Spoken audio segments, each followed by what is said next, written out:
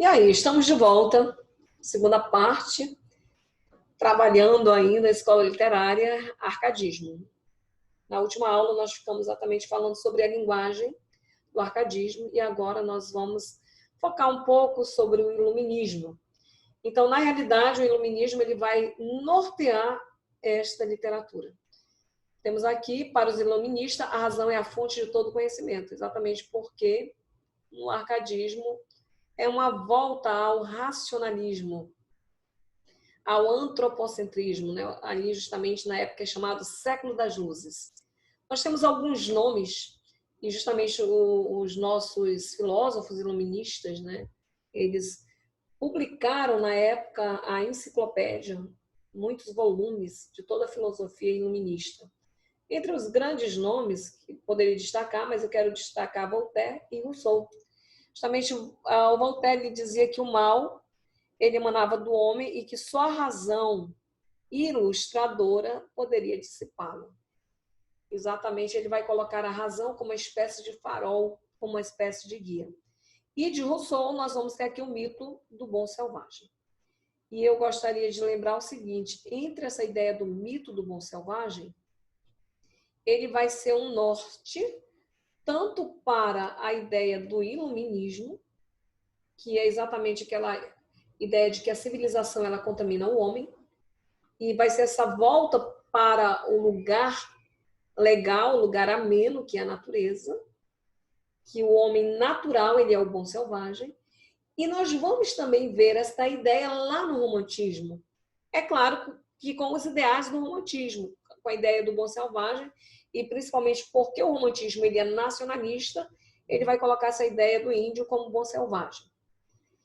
Temos aqui um texto que nós vamos passar rapidamente sobre a ideia do iluminismo. A razão é encarada pelos pensadores do iluminismo como uma faculdade capaz de libertar o homem dos principais inimigos de todo o conhecimento e progresso. Então, neste caso, o iluminismo é a favor do conhecimento e a favor do progresso. E o que impede o homem de prosseguir? A ignorância, o obscurantismo e a superstição. E se a gente observar exatamente como o barroco ele faz este poder opressivo de medo, de obscurantismo, de opressão, quando tem ali no barroco a ideia de que há uma espiritualidade, mas essa espiritualidade ela é provocada pelo medo, pela dominação. Nós temos a ideia de um opressor e de dominados, de oprimidos. O iluminismo ele vem para tirar o homem disso, para libertar. Por isso que acaba essa ideia do conflito barroco, do exagero, do feísmo, do desequilíbrio. O iluminismo ele ajuda, porque ele traz esse esclarecimento. Então, desta maneira, estes pensadores empreenderam luta contra tudo que possa servir de obstáculo ao livre desenvolvimento de suas possibilidades. Tem que usar a razão.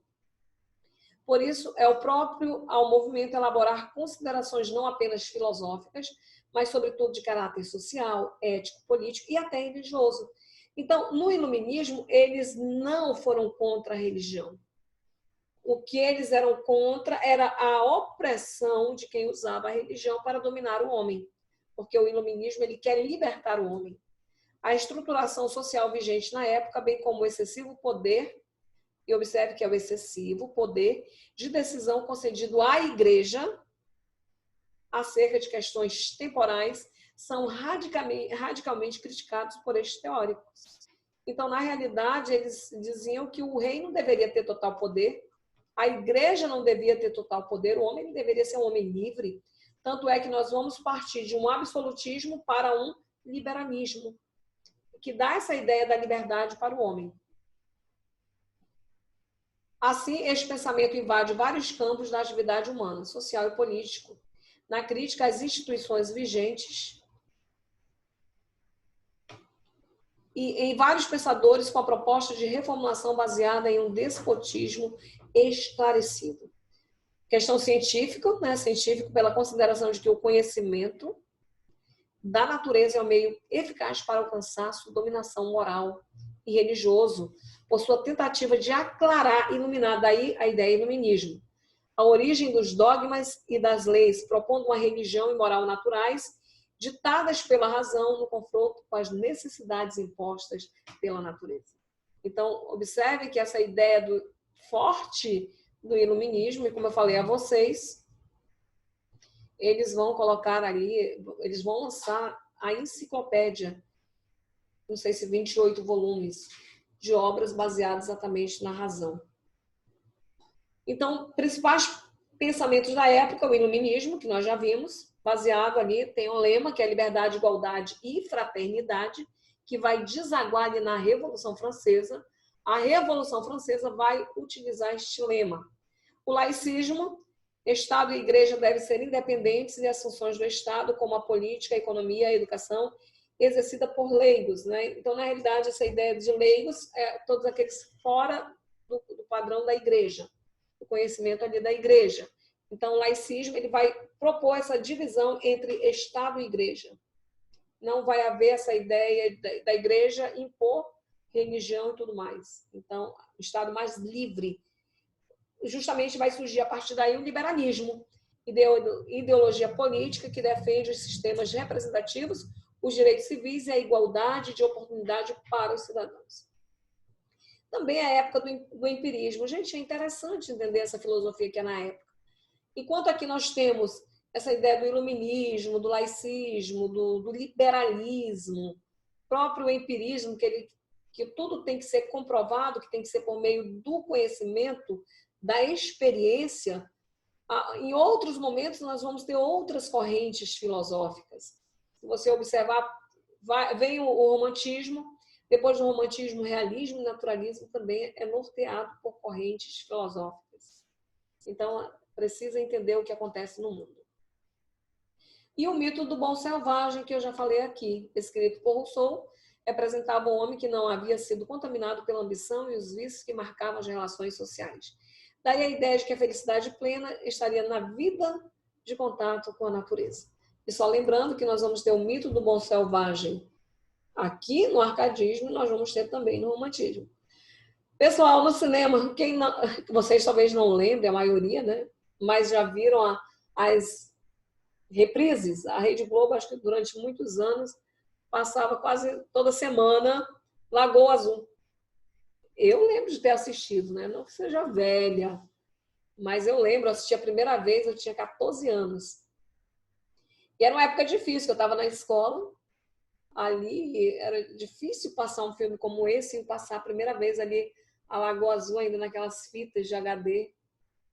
Era VHS, eu nem lembro mais. De videocassete. E venderam cinema na escola. E eu, louca para assistir, que todo mundo falava de Lagoa Azul, e eu, menina de interior, nunca tinha assistido, né? Fui assistir lá, exatamente. Todo aquele encanto daquelas duas criancinhas que se perdem numa ilha, e aquela ilha, ela é paradisíaca, ela é maravilhosa, né? Então, eles são inocentes, porque eles são separados da civilização. E eles crescem, eles vivem um amor pleno, sem ter conhecimento de muita coisa, mas vivem um amor puro, só rodeado pela natureza, que é fabulosa. Justamente o que estraga o homem é quando ele entra em contato com a civilização, que vai ali no final do filme, terminar os dois ali, à deriva, no barquinho, né, que a gente acha que eles morreram, que depois continua Lagoa Azul. É muito interessante tudo isso. Então, mas na realidade, um ambiente de paz, de tranquilidade, de inocência, do bom selvagem, do homem que realmente é o homem legal, é aquele homem em contato com a natureza. Então, o cinema ele reproduz isso. Então, as Arcádias versus o mau gosto, né? As Arcádias, ela é diferente do mau gosto do barroco, das academias. Então, toda vez que nós falamos de mau gosto, nós estamos falando de barroco. Né? Então, em Roma, a primeira Arcádia é fundada com 14 poetas e críticos que eles frequentavam as Arcádias. E eles iriam ali repudiar o rebuscamento barroco, o mau gosto barroco, né? Que toda aquela ideia hiperbólica, exagerada de desequilíbrio, de feísmo, que feísmo era uma característica barroca, é repudiada pelo arcadismo. Enquanto no barroco é o feísmo, no barroco é a beleza, é o equilíbrio, o barroco é o desequilíbrio.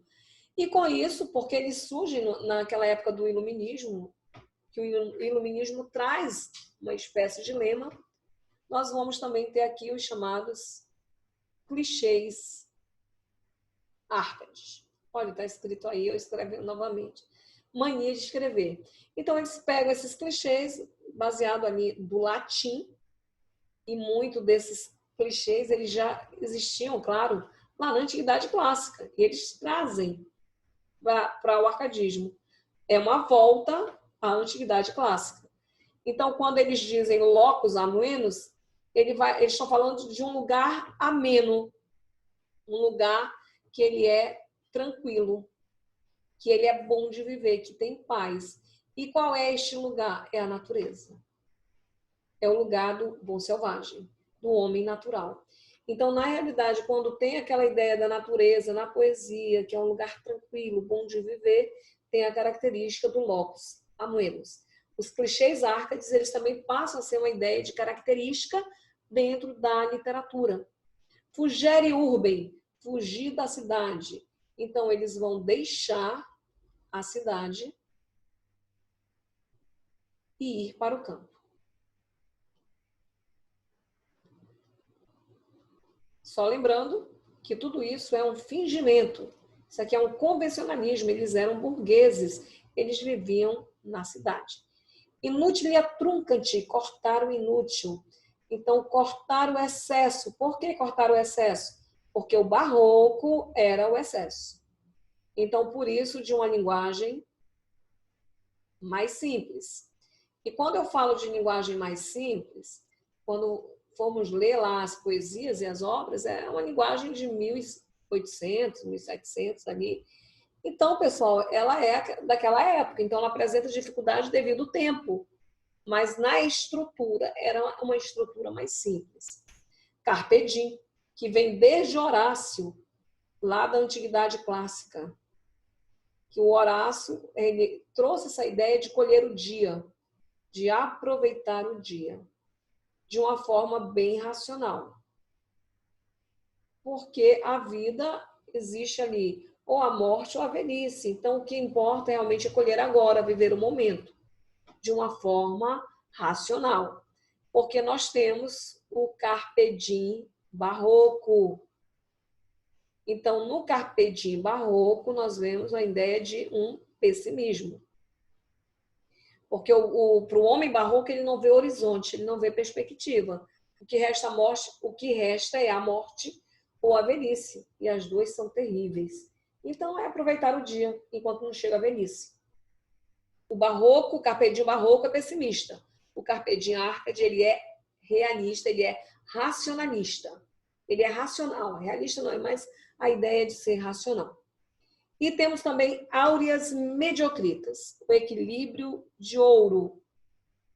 Nem tanto a pobreza, nem tanto a riqueza. Mas tudo é equilibrado. Ele não é pobre, né? Porque também a pobreza é ruim.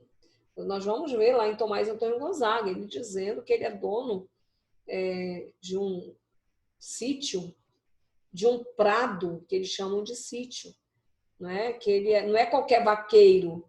Ele tem o próprio rebanho, ele tem o próprio gado. Né? Então, ele não é pobre. Ele é o pastor. Ele é o dono do rebanho. Então, tem que ter aqui o equilíbrio de ouro, áurea mediocritas. E vamos ver aqui as características. Continuando as características, temos aqui a imitação da natureza. Dentro da imitação da natureza, nós vamos ter exatamente esta ideia do bucolismo. Né? O bucolismo é essa convivência na natureza. É uma literatura pastoril, uma festa campestre. É uma espécie de nativismo, né? Uma referência à terra e ao mundo natural. Telúrico. Todas as vezes que eu falo de telúrico, é essa referência à terra. Né? Essa questão do campo.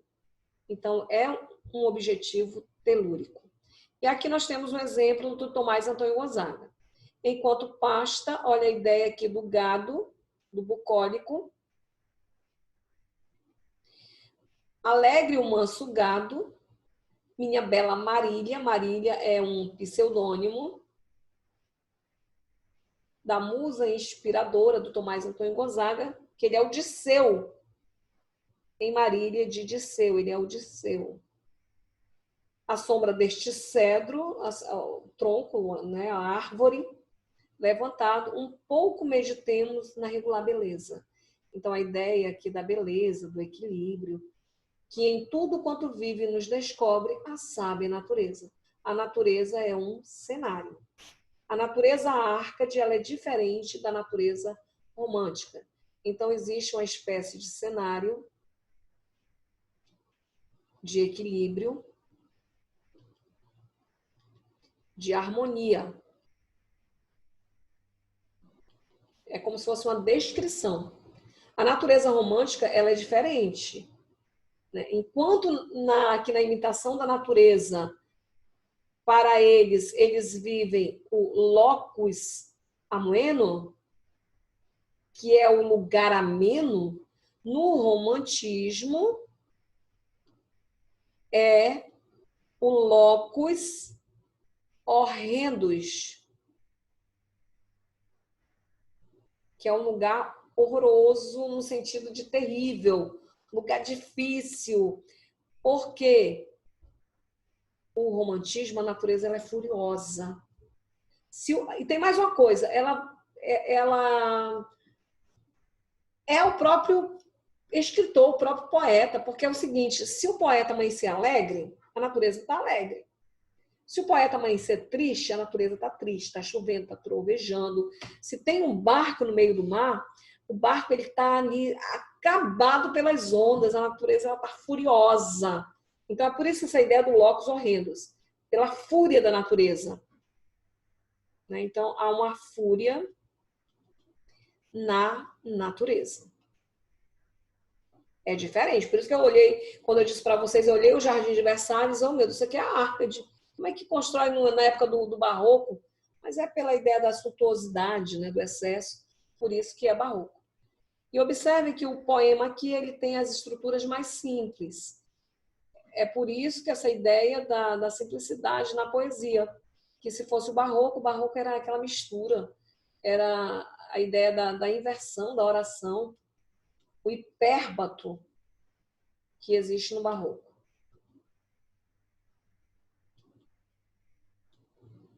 Temos aqui a imitação dos clássicos. Quando nós temos a imitação dos clássicos, em muitas coisas aparece a imitação dos clássicos. Na própria forma de poema. Por exemplo, Écogles, que nasceu lá com Virgílio na Antiguidade Clássica, eram poemas pastoris. Os idílios eram poemas curtos. Tudo dentro do bucolismo. Por exemplo, esse idílio também vai ser uma vertente para sair as écogles, ou as églogas. Tudo fala de um pastor e de uma pastora. Mais tarde, o próprio romance pastoril, ele surge a partir disso. Outra coisa também, quando a gente pensa na ideia do idílio, ele tem várias vertentes hoje. Quando o Mário de Andrade, em Amar, verbo intransitivo, é um livro que ele escreve. Ele coloca lá a Frolen vivendo com o Carlos, um idílio, é uma ideia do romance amoroso. Então, quando a pessoa vive aquele primeiro momento do romance amoroso, que tudo tá legal, né? Tudo é perfeito, é um idílio, é o melhor momento do romance amoroso. Quando começam a vir os problemas, cada um começa a conhecer o outro, a convivência, aí acaba o idílio. Então, vive o idílio, um momento amoroso, fabuloso. Tem essa divergência, tem essa diferença. Então, neste caso, o idílio aqui que surge com essa ideia do arcadismo é a forma de um poema curto que fala da natureza. Que justamente nós vamos ter também herança do classicismo antigo. A simplicidade, a racionalidade, a mitologia. Quando diz pintam Marília os poetas ao menino vendado, nós temos aqui ao Cupido, que é o deus aí do amor, o Eros. como aljava de setas, né? Ele ali empinando a setinha, né? Arco empunhado na mão. Ligeiras asas nos ombros, o terno corpo despido e de amor ou de cupido. Por que amor está com a inicial maiúscula? Porque é o nome dele, Deus do amor. São os nomes que lhe dão. Então, uma referência aí à mitologia. Uma volta à antiguidade clássica, essa volta ela vai se dar de várias formas.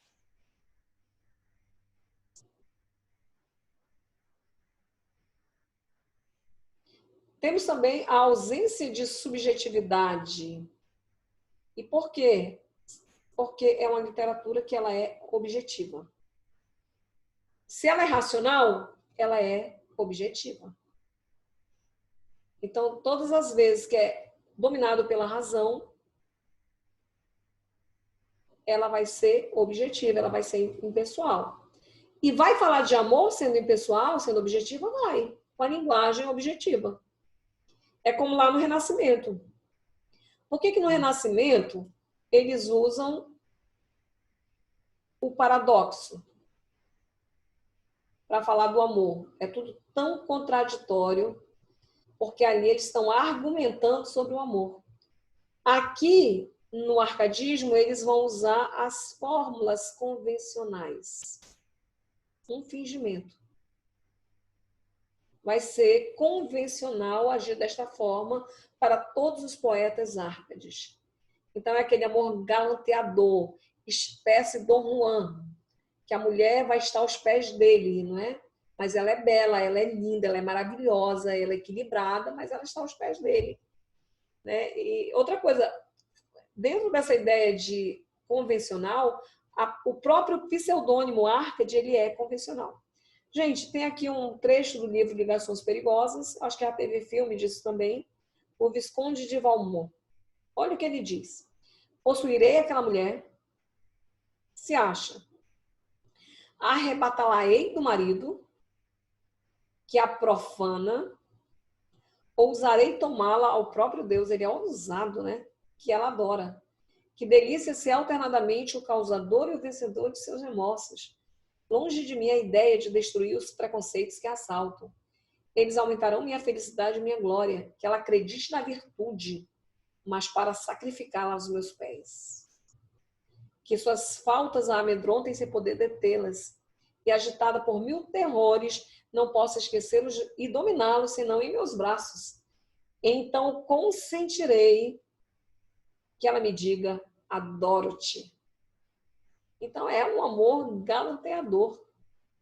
Interessante que nós vamos ver em Marília de Dirceu, que é o que vai mais nos importar, do Tomás Antônio Gonzaga, que ele é uma espécie, assim, na primeira fase do livro, que ele ainda está por cima, que ele é um pastor, que tem o próprio campo, o próprio gado e tudo mais, é a Marília bela, né? Aquela Marília que eles vivem esse amor objetivo, que ela o ama e que ele a ama, é bem galanteador. Quando está na segunda fase do livro, que ele está preso por causa da Inconfidência Mineira, ele já tem um cadinho aqui, um pouquinho de subjetivismo, ele está pessimista, porque ele está preso. Mas a obra é uma obra Árcade, depois nós vamos ver isso. Então, dentro do convencionalismo amoroso, as situações são artificiais, não há variação emocional, é um fingimento. Isso ocorre devido ao convencionalismo amoroso que impede a livre expressão dos sentimentos, levando o poeta a racionalizar, levar para o campo da razão. Mantém-se um distanciamento amoroso, não é aquela coisa piegas. O romantismo ele é piegas, ele é melado, né? Aquela coisa melodramática. O arcadismo ele é racional. Ele fala do amor de uma forma objetiva. Então, outras características, né? Nós já sabemos que tem aqui influência da filosofia francesa, que é o iluminismo, entre elas e outras, né? O Bom Selvagem, do Jean-Jacques Rousseau, que denota a pureza do nativo da terra que fazem menção à natureza, a busca pela vida simples, bucólica e pastoril, estamos só revisando, tensão entre o burguês culto da cidade contra a aristocracia. Observe que por isso que eles viviam na mesma Arcádia, com pseudônimo, para não ter um maior e outro menor. É um tom confessional, a ideia adoro-te, né? como se estivesse fazendo uma confissão, o estado de espírito de espontaneidade de sentimentos e exaltação da pureza, da ingenuidade e da beleza. Então, aqui só para lembrar as características. E nós vamos ficar aqui em Arcadismo em Portugal para a próxima aula. Até mais!